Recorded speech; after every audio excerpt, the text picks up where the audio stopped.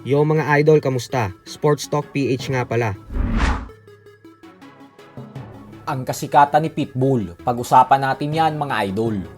Ngunit bago ang lahat ay huwag kakalimutang mag-subscribe at i-click ang notification bell button for more sports talk.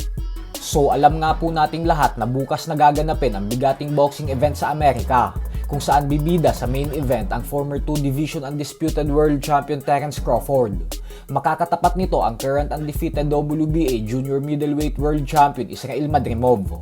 Subalit tila nasasapawan nga po si Crawford pagdating sa kasikatan ng pambato ng MP Promotions na si current WBA junior welterweight world champion Pitbull Isaac Cruz.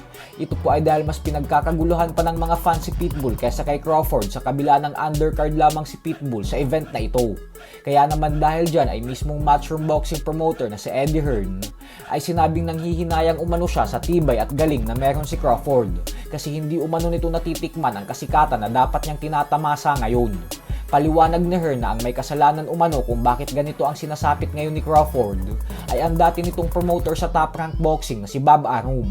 Hindi daw kasi maganda ang ginawang pag-promote ni Arum kay Crawford, dahilan kung bakit hindi ito sumikat ng gusto sa kabila ng napakadami na nitong tagumpay na naabot sa sports ng suntukan.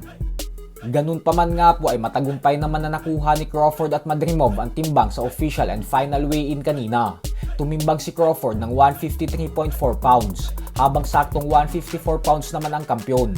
At dahil parehong pasok ang kanilang mga timbang sa 154 pound limit ng junior middleweight division, kaya naman tuloy na ang kanilang bigating sagupaan bukas.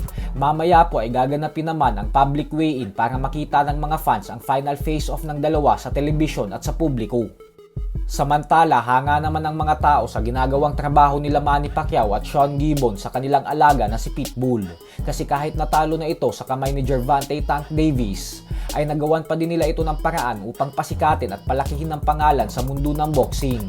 Kaya naman bagamat wala pa si Pitbull ngayon sa listahan ng The Ring Magazine Top 10 Pound for Pound Rankings, ay maliwanag po na kasama na ngayon si Pitbull sa top 10 ng mga pinakasikat na boksingero sa buong mundo.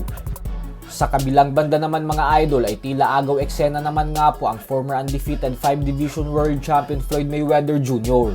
Ito po ay dahil sa kalagitnaan ng mga aktibidad ng Crawford vs Madrimov fight card ay ginanap na din ang face-off nito para sa kanyang nalalapit na exhibition rematch kontra sa apo ng Mafia King na si John Gotti III. Nakatakda pong magtuos ang dalawa sa ikalawang pagkakataon sa August 24 sa bansang Mexico. Bagamat nauwi sa rambulan ang kanilang unang pagtutuos, ay tila hindi maganda ang naging ideya ni Mayweather na sabayan ng kanilang pag-face-off ang weigh-in at press conference nila Crawford at Pitbull. Ito po ay dahil halos hindi tuloy nabigyan ng pansin ng mga fans at media ang laban ni Mayweather, gawa ng mas pinili ng mga tao na subaybayan ang Crawford and Pitbull fight card. So hanggang dito na lang po muna tayo mga idol.